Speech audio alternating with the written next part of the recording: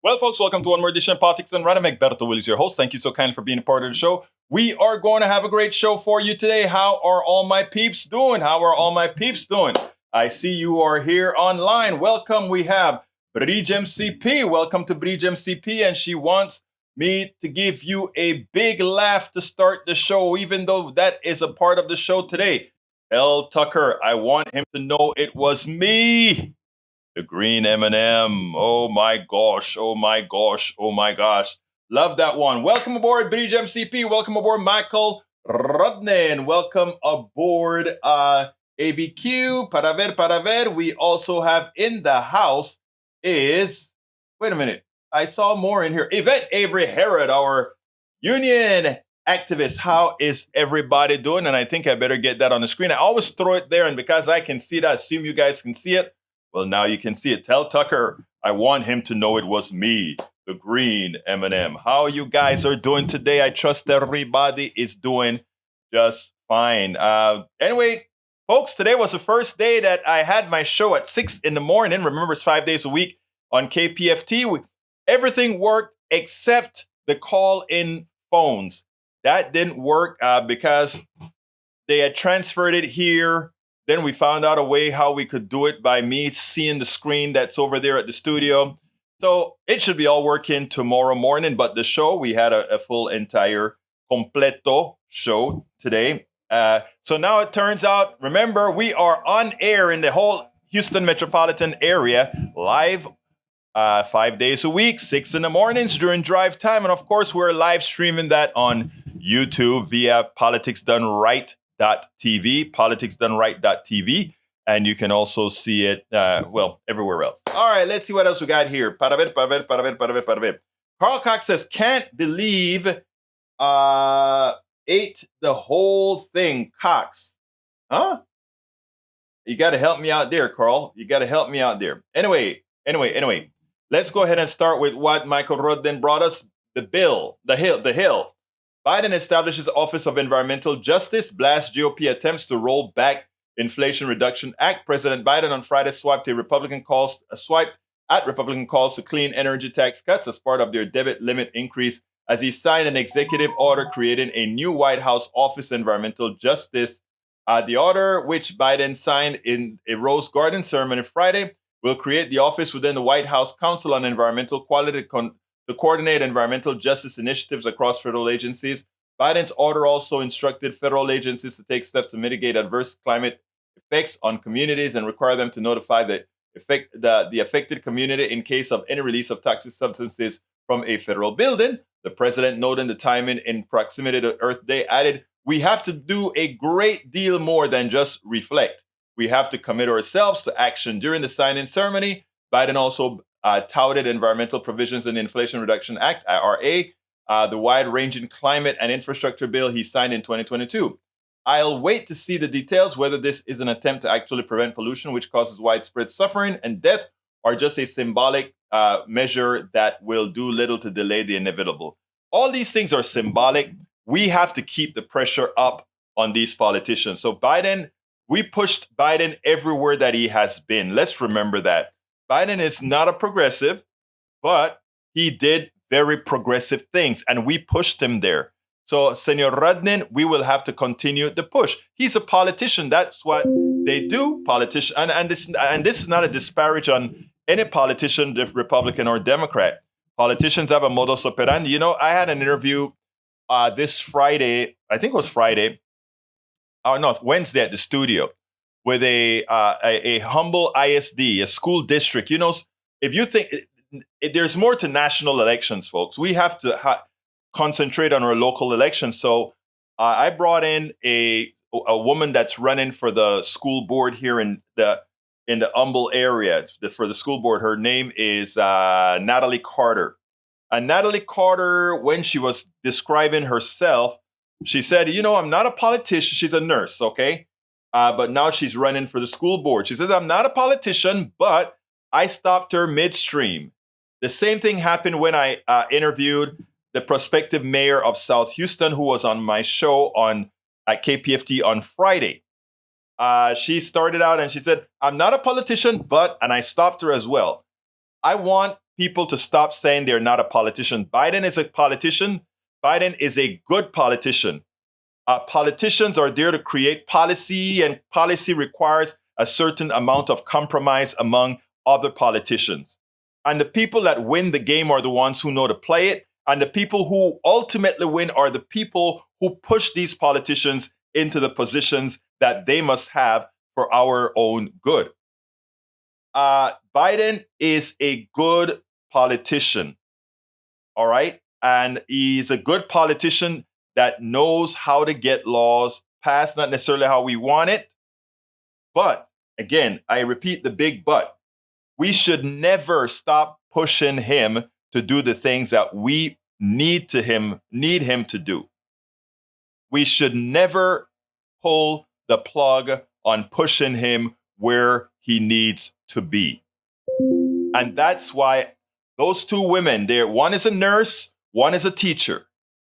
The one's running for mayor is a teacher. Her name is Sophia Saenz. And the one running for school district, Natalie Carter. Two women, two very competent women.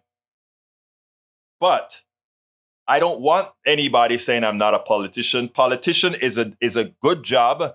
To be a politician is a good thing. To be a politician is somebody who understands policies and who can turn what we want as citizens into policies in government.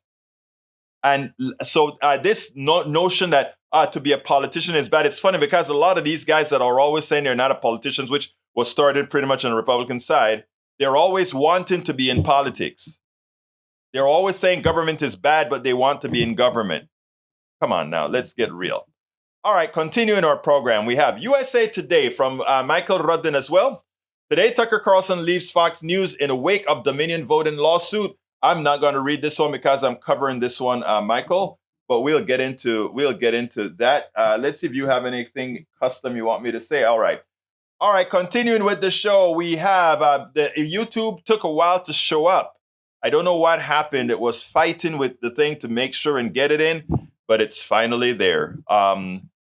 I have, let's see what else we got. We have here also coming in, Carl Cox is in the house. Welcome, Carl. Eric Hayes is in the house. He says, not just Fox, CNN does it too. CNN anchor Don Lemon tweeted Monday that he's been terminated from the network. CNN said that the network and Lemon have parted ways. Don will forever be a part of the CNN network. And we thank him for his contributions over the last 17 years, CNN said in a statement. We wish him well and will be cheering him on in his future endeavors. You know, that's true.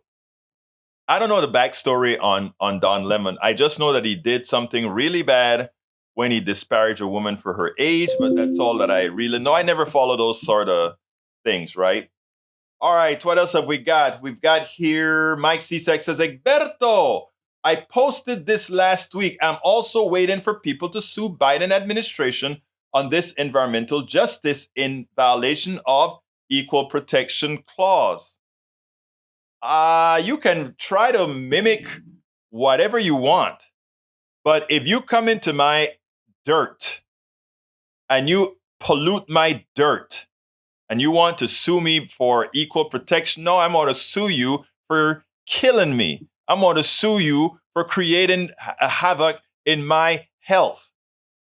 Those folks that somehow are anti-environment to protect the plutocracy's businesses, you guys really surprise me, brother CSAC. I want you healthy, CSAC. I don't want you ill.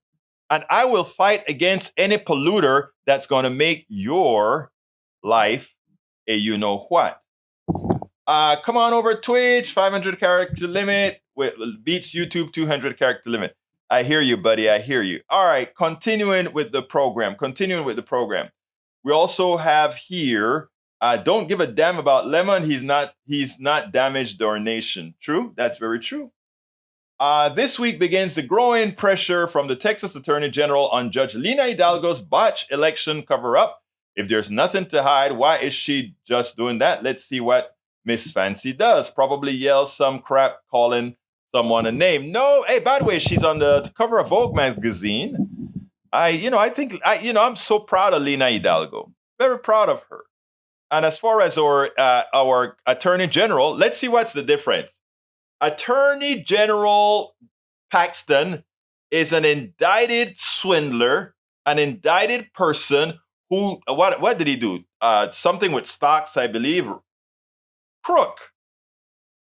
But in Texas, because we have some interesting issues with voting, he got reelected, even though he's still under indictment. Just like Trump, who's likely going to be the nominee of the Republican Party, even though he's indicted. What can I say? The party of law and order doesn't mean the party of law and order. It means the party of law and order for you, but it doesn't cover me. Okay, let's see what else we got here. Para ver, Mike says, Egberto, I watched a bunch of socialist YouTube videos this weekend that sounded sort of like you, but are even more leftist than you. Hard to believe, I know. I don't know how they could be more leftist than I am. But, at least you're getting an education, CSAC. Egberto Willis, to be an honest politician is a good thing. Most are not, both sides. I agree with my beautiful lady there. But like I said, I don't want folks to be running away from being called a politicians. They are politicians. If you're running to take care of policies, you are a politician. E2247 says 13.8 billion years. We patiently waited for this visit here today, Egberto. Thanks for your pulling us relatives together to move into greater complexity and consciousness right now. I love the kudos that you love to give PDR and our PDR posse. That's why we love each other. You hear that, CSAC? Even though sometimes you drive us to drink, even though I don't drink.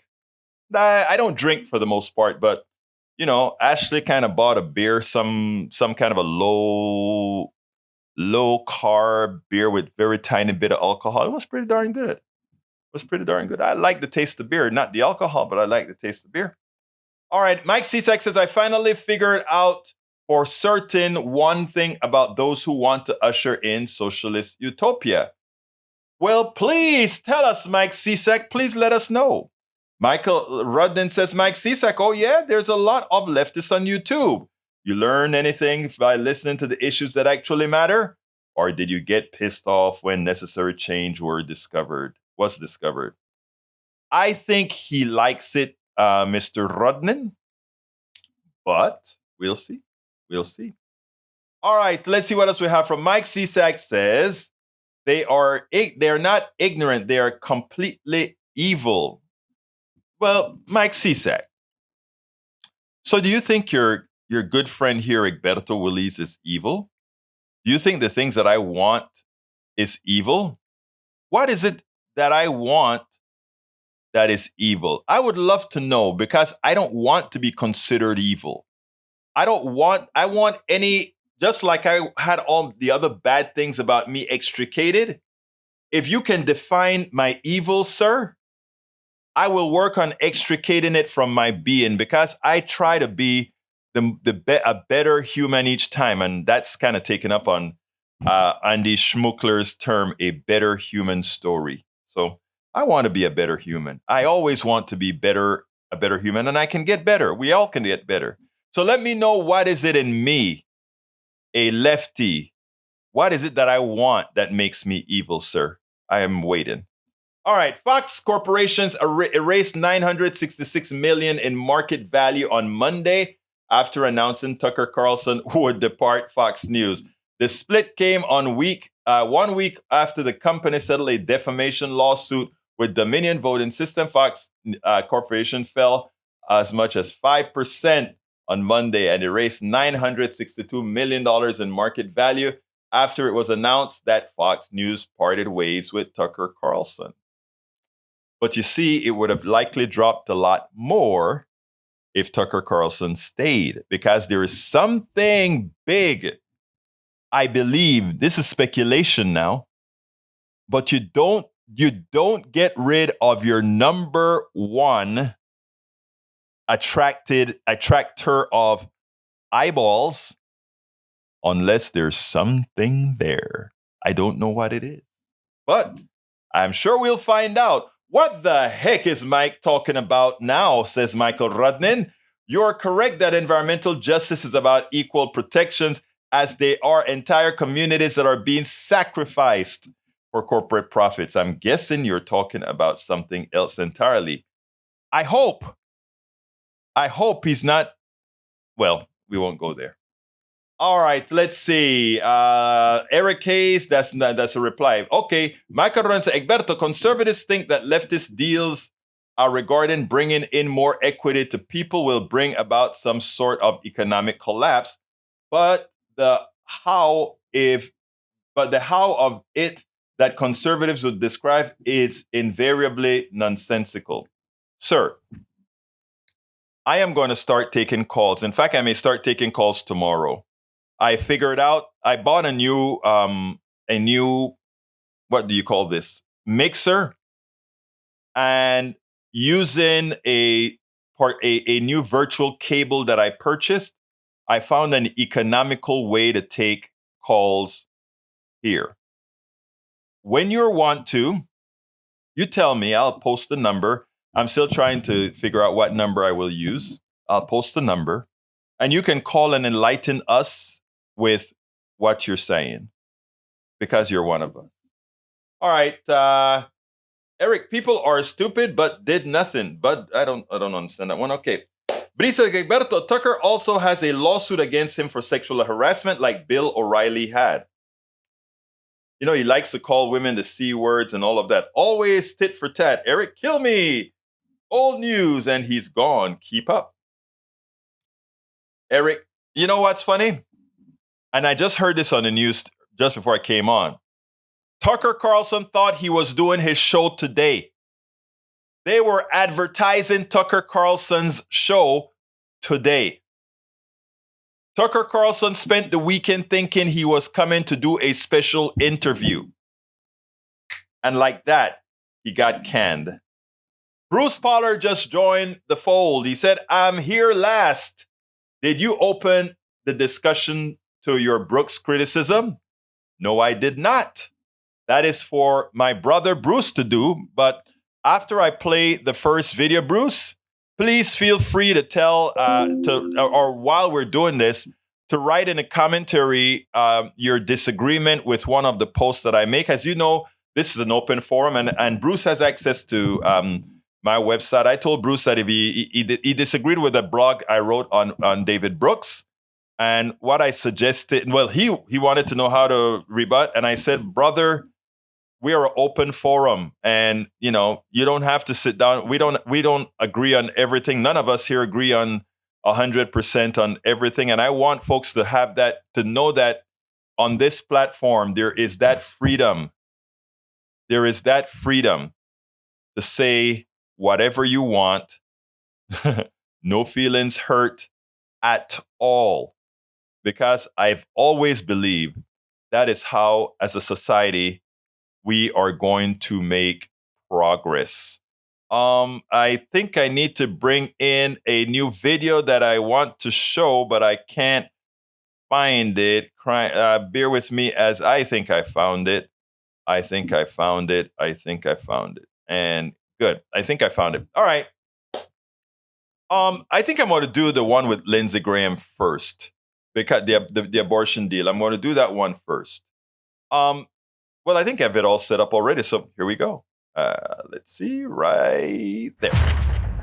Dana Bash from CNN, State of the Union. She just put Lindsey Graham in his place, appropriately so. Lindsey Graham thinks he can come onto TV and just shout down, especially he has a tendency to like to do it with those on the female side, of course, but shout down. Oh, you need to do this. Well, you know what? It was so good how Dana Bash kept her poise and really handled him well. I want you to check this out, and then we'll take it on the other side. 70% of Americans support limiting abortion when the unborn child can feel pain. 50 of 53 European nations limit abortion at 15 weeks. But my question is it a federal issue or state? Yeah, it's a human rights issue. Does it really matter where you're conceived? At 15 weeks, you have a developed heart and lungs, and to dismember a child at 15 weeks is a painful experience. It's barbaric. It's out of line with the rest of the civilized world. Only North Korea and China allow abortion on demand up to the moment of birth, except the Democratic Party. What the Democratic Party proposes on abortion is barbaric. Abortion up to the moment of birth, taxpayer funded, I think is barbaric. I welcome this debate. I think the Republican Party will be in good standing to oppose late-term abortion like most of the civilized world. Just for the record, Roe went up to viability, but I just want to button this up. Quit covering for these guys. No. Your media, you keep covering for these guys. They introduced legislation that allowed abortion on demand with taxpayer funded. You paying for it, the taxpayer up to the moment of birth. That was their position in Washington. That's the law they want to pass, and nobody in your business will talk about it. It's barbaric. Senator, I'm not covering for anybody, and you know that. And when I have Democrats on, and I've had Democrats on, report the facts. I have asked all of them about their position on where they believe this issue should be. My question for you, sir, is about President Trump, who you've endorsed to be president again. Is he right in saying that this issue should be a state's issue? He said yesterday, I think at his speech in Iowa, that he opposes late-term abortion. Here's what I believe, that anybody running for president who has a snowball's chance in hell in the 2024 primary is going to be with me, the American people, and all of Europe saying late-term abortions should be off the table. 70% of the people oppose late-term abortions. I am confident over time, that's where our nominee will be. I am confident that no Democrat will answer the question of when do you draw a line. They never get challenged. And I welcome this debate. Okay. I welcome this debate. Should we be like China and North Korea, or should we be like Europe when it comes to late-term abortion? Okay, they do get challenged. You know what upsets me most? The gall that these guys have to think that their position is the best position. Do they forget that the policies that they support, lack of health care, lack of child care, lack of family leave, if you want to know something that causes lives, that kills, all those particular features do. Maybe they should remember that. Yes, they should remember that. I always wonder, they care so much. Oh, they cry about the fetus. Oh, what's going on with the dear fetus, all that good stuff. But when it is time to really put policy into action that can really change somebody's life, they're never there. So spare me, Mr. Graham. Spare me the belief that you really care about any of these fetuses. What you really want is power to control a woman's body. All right, Politico from Michael Rudden. This was in 2020. 2 women accused male Fox News host of sexual harassment, and in one woman's case, rape, in a lawsuit filed on Monday in federal court in New York. Ed Henry, who was fired as host earlier this month, was accused of sexual harassment and rape in the suit, while hosts Sean Hannity, Tucker Carlson, and Howard Kurtz were alleged to have separately behaved in a sexually inappropriate way. Jennifer Eckhart, a former producer, accused Henry of rape and threatening retaliation for refusing his advances. Kathy Aru, a reporter often invited to the network, accused Henry, Hannity, Carlson, and Kurtz of sexual harassment and gender discrimination. Well, I guess there is some evidence that may have come. I don't know. Alistair Waters is back with us. Hello, Alistair. I got info today. The manager of the station called me to let me know that the phone system should be operational. Believe it or not, it was only not operational during my hour because they transferred it to my studio here before we figured out exactly what the procedure was that we were going to use for answering phones. So in a way, we created the problem. Bruce says, I'm ready for audio intercourse. Oh, hey, I'm gonna start naming you Tucker Carlson, man. No, I'm kidding, Bruce. You know we love you. We love you, brother. Bridge MCP says she could have done better, kind of mild to me. I tell you what I like about what she did. I know what you mean. I got the same response from some people on YouTube who thought that she didn't fight back hard enough. I like the way she was matter of fact. One of the things she said, I'm saying this just to correct the record. So she said her stuff, corrected the record, made it seem like he was the overblowing Neanderthal. And then secondly, she said, you know that's not true. Or you know that's not what we do. In other words, putting the onus on him. And then just moving on from there. I think sometimes that's more effective than going into a shouting match where it gives him fuel to keep going and going and going. My humble opinion, but maybe not. Who knows? Mike, welcome to Politics Done Right. Rudnin says, when does a fetus start to feel pain? 26 weeks. That is from Wikipedia. Usually, if it's good source, great. All right, Tom C. Anytime I see Tom C starts limericks, you know I've got to read it because he's darn good at it. So here we go. I hope you're going to post it. I hope you have a set of limericks that you're going to post as a new blog, Mr. Tom C. But here it goes. Fox News just can't stop with their lying, sell fear, and hate their viewers still buying. Lost in court to Dominion, paid out nearly $1 billion. Yet the truth, they keep denying. I love it. Second limerick from Tom C. From DeSantis flows like a firehouse. No. Let's start again. I want to make it right. From DeSantis flow lies like a fire hose.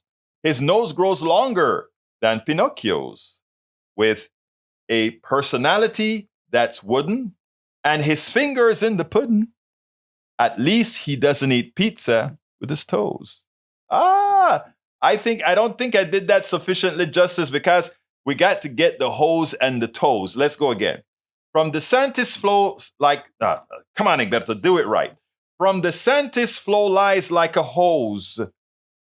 All right, I'm going to get it right this time.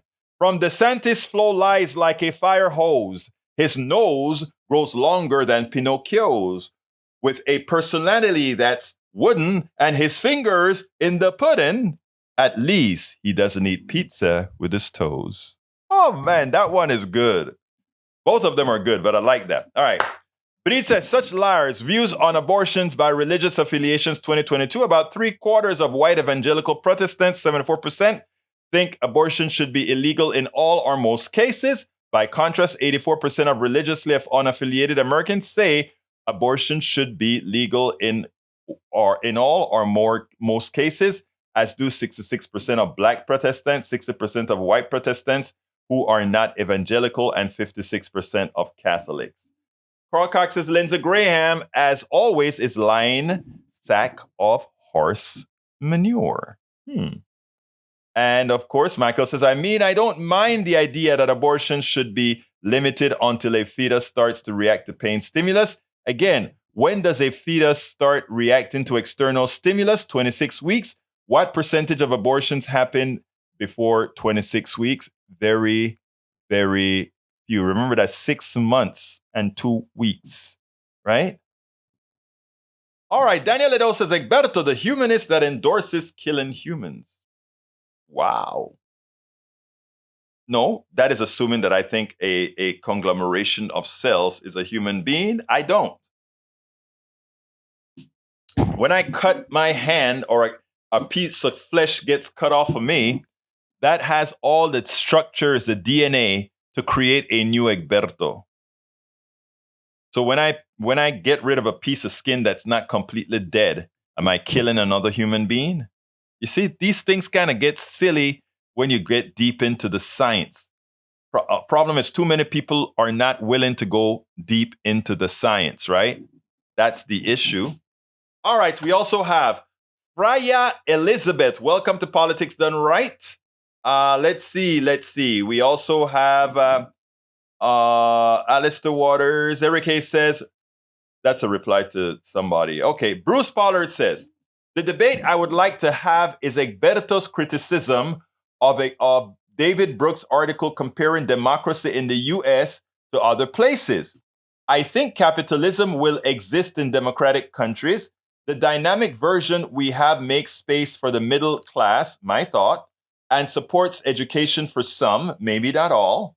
Each point in Brooks' article shows how things in dynamic capitalism have a chance. I don't think it's capitalism, but rather selfish politicians who have fallen to abusing the power granted to them by voters. You know, when you write it that way, it's hard to disagree with anything that you say there, right? But the mere fact that capitalism gives, how should I put it? Capitalism gives the choice of capital over humanity with contracts, right? Because everything is contracted. It's a contract-based system, not a human-based system. We could have another system that says we think about things first, that education is a right, healthcare is a right, a certain amount of food is a right, certain things are a right. And then we build society around that. And you may say it may not be as vibrant. We may not get huge skyscrapers. What bugged me with what Brooks said is Brooks said, irrespective of what's happening, our capitalism, our economy just moves forwards. Doesn't matter what's plowed over. It doesn't matter what's hurt. It does move forward. Our economy moved forward during slavery. It didn't care that slavery was a part of what made it move at the speed that it moved. Our capitalism moved forward when the Chinese were brought in to build a railroad at a reduced cost to enrich more people. Again, that was justified by contracts in our system. So my problem is, as we look at capitalism and how it's governed, how it runs, we can see, in my opinion, that it shows absolutely no humanity. The system itself, they talk about it being driven by market forces, right? So that is my issue. In other words, Bruce, I think there's less of a disagreement and more of a not wanting to call out the problems with the system. My problem with David Brooks' article is that he made it seem like, oh, this is the best system, and after all, what else is there? What else isn't there isn't there because capitalism does not allow it to occur.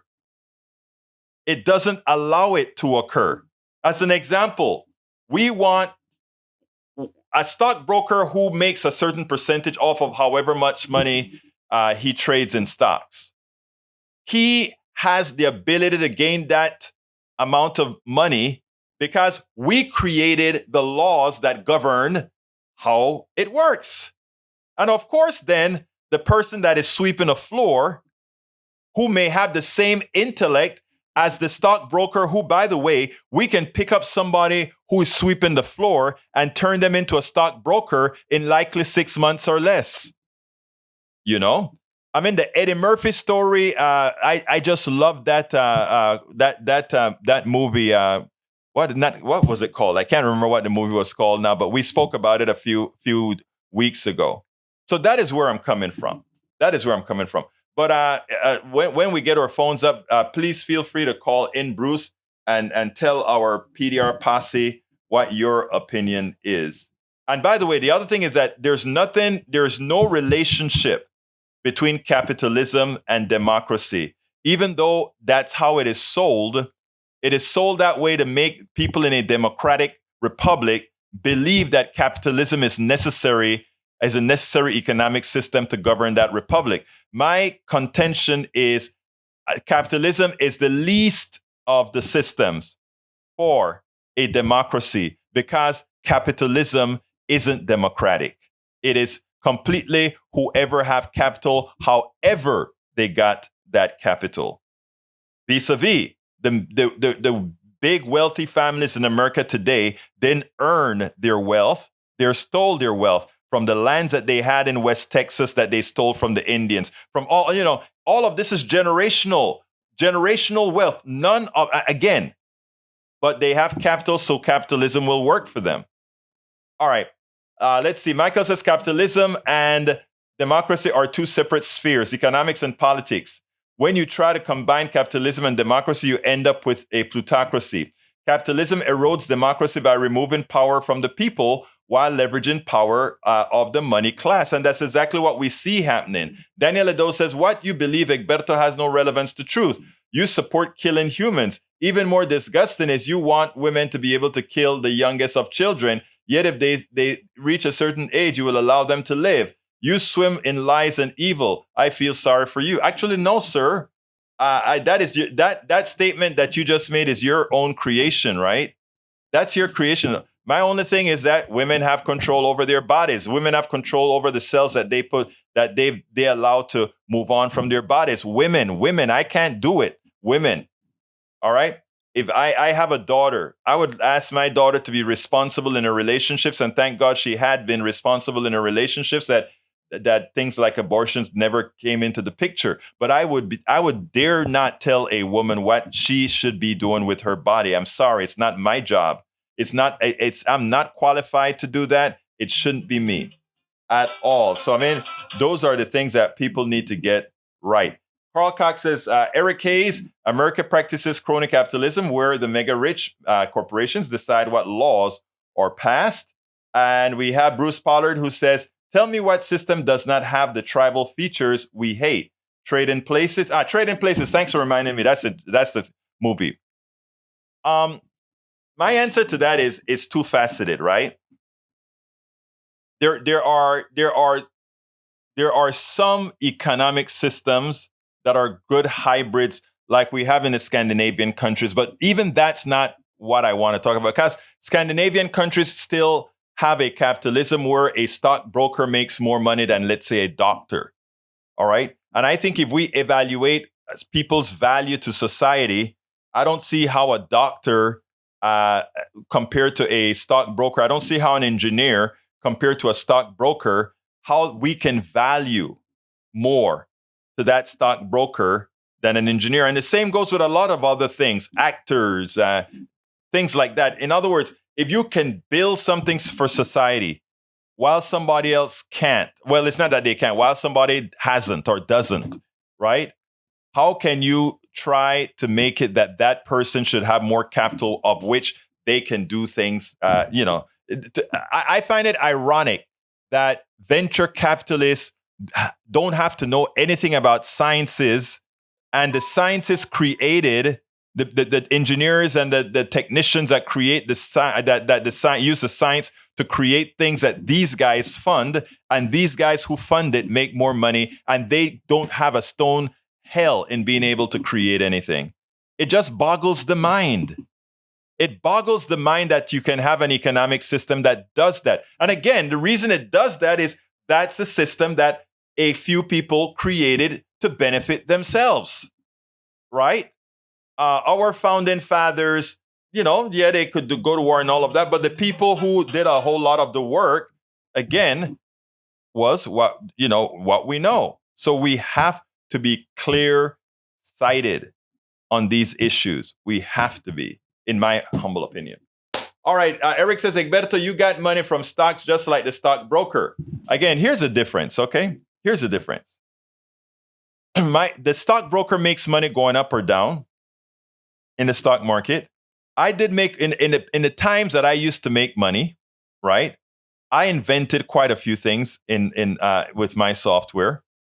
You can look it up. And I profited from my software. I gave you guys a story about feeling like there were times that I felt I profited too much, right? And one of the reasons why I never worried about paying taxes was because of that.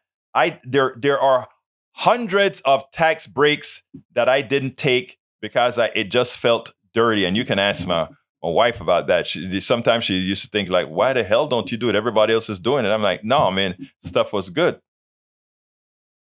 So no, I never abuse these systems like these folks do. And it's not about, you did that. Even if I did that, if I've come to the resolution that I was wrong, or if I've come to the conclusion that it is just the wrong thing to do, then it's the wrong thing to do, whether I had done it before or not. That's not the issue. If it's wrong, it's wrong. All right, let's continue, my brothers and sisters. Eric A says, hi, Carl. Oh, well, that's conversation. Eric A says, so Egberto, the capital you gained via the market was stolen by you. Remember what I say all the time. We always say we make, you put some money in a bank and you say, I am smart. I make my money work for me. To which I answer to all of you, it's a system, right? And we play by the rules that we have. But don't ever sit down and put your money into a stock or something and say you make your money work for you. Somebody else is doing the work and you are getting a piece of their labor. Everybody does not have the opportunity to do that. Bridge MCP says, Egberto Willis, DL, someone who is white male and cannot become pregnant. He has no say at all. And I agree. And by the way, someone who is black male and can't get pregnant shouldn't have a word either. That's me. So no, I don't. All right, Daniel says, how many of your grandchildren will you allow before you say enough? Oh, Lord. Eric Hayes says, Carl Cox, you two can trade capital to try. Not again, no, Eric, not everybody can. All right. Michael Ryan says, Egberto, from the Motley Fool, 27% of the ultra wealthy are self-made. It defined them as people with a middle class or poor upbringing and no inheritance. 46% have a head start. Almost half the super rich people surveyed either had some inherited wealth or an affluent upbringing. 28% have legacy wealth. People with both an affluent background and inherited money. And here's the other thing that particular survey, I haven't read the article, but here's the other thing. We are not a meritocracy. We have to be chosen. Let me give an example, and I'll use myself as an example just to show that I'm not trying to be, out doing anything. I created this product called ComDRV. I made the serial port do magic that it wasn't supposed to do on a PC in the days when serial ports were the things to do. And here's the kicker. When I say it's not a meritocracy, did I know what I was doing? Yes. Did I invent something that was practical and that really had value? Yes. Did anybody else develop something similar of similar caliber? Yes. But I was chosen. And every time I'm about to get a big head about that thing that I invented, I recalled that, okay, I did it. ComDRV, I came out first with it. But soon thereafter, Greenleaf Software, I think they were out of Dallas, did it. And then there was, I don't remember the other name of the other software packages that did it. But Boeing chose my software. Texaco chose my software, was chosen. It wasn't like I was more meritorious than these other guys. Okay? So we have to reconfigure our thought process and not just sit down there thinking that to have mean you deserve more so than other. I go to when my daughter got honored at her church recently, and I went there and I heard some of the best singing I've ever heard. And on Spotify, sometimes I hear some of the worst good singing I've ever heard. But they got chosen. The few people in church didn't. It's not a meritocracy. And when we learn that it's not a meritocracy, we'll probably have a bit more compassion with our brothers and sisters when we say certain things, right? We'll probably have a bit more compassion. Continuing with let's see. Bring overly tax in the same thing as Egberto saying the brokers do nothing and take things. That's what they do. All right, let's see what else we got here. Mike Cisak says to Daniel Ado, I need to send you a bunch of links to these socialist YouTubes. These socialists want to break down capitalism, the family, individual rights to cause chaos so they can offer their Marxist utopia. I would like you to tell me what policies that I have, I'm still waiting, that will somehow destroy the family instead of enhancing the family. I know all the policies I talk about enhances families, but the Powell memo is great at convincing people who are easily convinced, you know?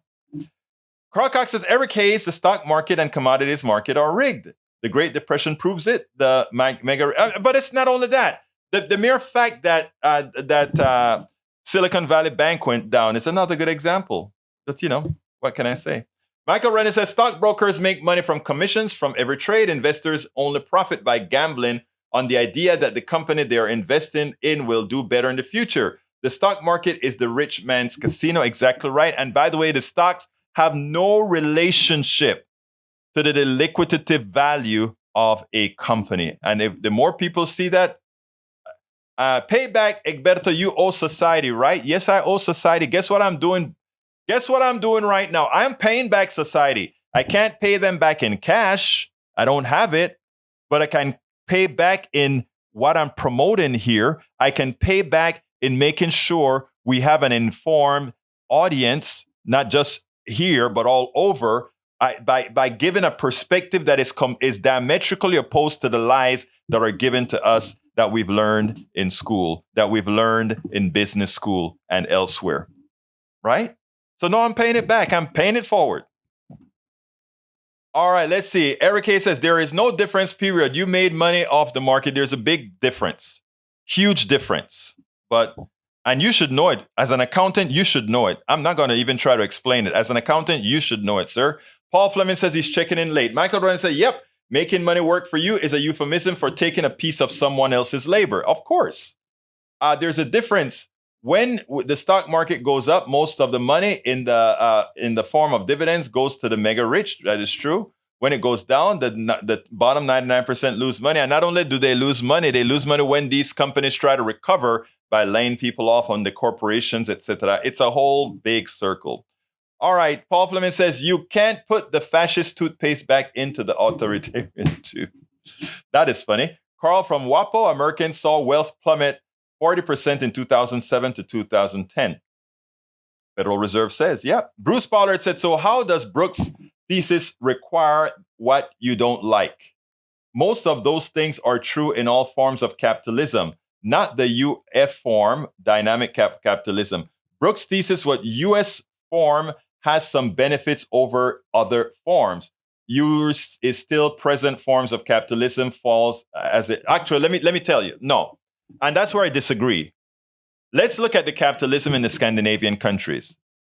That we are more dynamic in that we have been more profitable in the aggregate does not make it better than a Scandinavia whose profit margins are lower, but whose people are happier because in that set system, you don't lose a home. You don't lose your wealth because of healthcare. You don't lose your ability to enjoy life because you have inherent childcare. You have family leave. All those things are a part of life.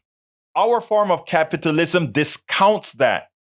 And because it has a larger numerical value, we see it as better because our capital is greater. But I say that he is wrong because he disregards that increase in value doesn't affect 80% of Americans. It goes to the top 0.1%, then 1%, then 10%, then 20%, and then the 80% get next to nothing. When the part that really kind of pissed me off with his statement was, hey, by the way, when Piketty came out with his to show what wealth disparity and income inequality was doing, he says, oh, as soon as Piketty comes out, oh, yes, I have another video to play. And I got time to play it. As soon as Piketty thing came out, the inequality started to not be as big. Oh, wow. It reduced VAP. I thought it was a very disingenuous article. Anyway, I want to set this one up. If you want to understand the right wing, understand how it got started, understand why, and understand the evil behind it. And why is it that folks, good people like Mike Cisak can fall for it? But check it out. Frank Schaeffer, whose father was one of the instantiator of the right wing, explains. They are practically salivating over taking away even more freedoms, emboldened by the hyper-conservative court that made their Roe-ending dreams come true. Joining me now is Frank Schaeffer, author of Why I Am an Atheist Who Believes in God. And Frank, the good news today, sort of temporary good news, that we will not see a nationwide ban on mifepristone is good. But I think a lot of people are still nervous because this is still what really reads like a Christian nationalist court. What do you make of it all today? My father, Francis Schaeffer, was really the grandfather of the whole anti-abortion movement in terms of evangelicals that morphed into the Christian nationalist movement that has taken over the Republican Party, that does everything from keeping guns on our streets, because this is the backbone of the NRA, to closing abortion clinics. And now we have a ruling that has just been stayed, as it were, to try to ban what is known commonly as the abortion pill. These are not legal rulings. This is political machination and planning by the hardcore Christian nationalists in the GOP, using people like Judge and Alito, and Thomas. And it has nothing to do with our traditions of law or the separation of church and state. When you look at someone like Amy Coney Barrett and the people around her, you have to understand that the only reason they were appointed was because they were on a checklist provided by the Federalist Society to Donald Trump as the condition of him getting elected. People like Billy Graham's son, Franklin Graham, who I grew up with and knew when my dad was a big time evangelist as well, made a deal with Trump and said, you will have our support if you promise to appoint these judges. Well, now we are seeing the result. None of this is to do with the law. This is to do with a judicial coup against our democracy. These people are authoritarian. They fear democracy. They want to overturn elections. The Christian nationalist movement is a halfway point to a kind of authoritarian fascism. It's not anything to do with America anymore. This is beyond that. So this action by the Supreme Court is tactical, Joy. They realize that in overturning Roe, they have basically off the majority of Americans. And what they are doing now is just taking a position of retreat, regrouping, and then they're going to go at it again. This abortion pill will be banned, just like Roe was overturned at some point, if they get their way. The only reason this would change is if they tactically look at it and understand that they will lose the presidency, the House, and the Senate. And that's where the ordinary American voter had damn well better stand up and be counted in the next few elections, or we're going to see these people turn our country into an evangelical Christian version of Iran. An evangelical Christian version of Iran. And he, look, Mike Cisak, you don't like the idea that evangelical Christians are authoritarian, the ones that support Trump are authoritarian. But we don't have to ask the questions. We just have to see the actions. Controlling a woman's body, controlling the books that you read, controlling what you can teach in school. All of those are authoritarian moves, point blank. So that is not up for debate. But the issue, however, is it doesn't only drive itself to these particular issues on women's bodies, etc. It also puts itself into healthcare. It also puts itself into childcare. All those things converge because the people want childcare. The people want healthcare. But in an authoritarian system, the people don't have to get what they don't get. So there you go. Schaeffer is absolutely right. Brother Bruce. Okay, then, Isa, you don't need to surrender, Bruce. That's not what it's all about. What I'm trying to say, however, is that this is not about, this debate is about when it comes to capital. Well, I tell you what, we are out of time. But let's go ahead and do the continue talking about this at another time, tomorrow or anytime anybody wants to talk about it. Bring your list. My thing is this, and I got to get out of here because it's 4:00. But my thing is this: there is no reason to just hate an economic system for the sake of hating it, or because all systems have problems. And I am not asking for us to create some system that's already in existence that is perfect or anything like that. What I'm saying is any system that is predicated on capital, like we are now,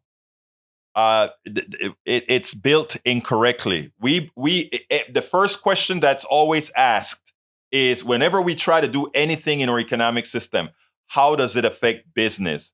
That should never have been the first question. The first question should always be, how does it affect humanity? How does it make your life better?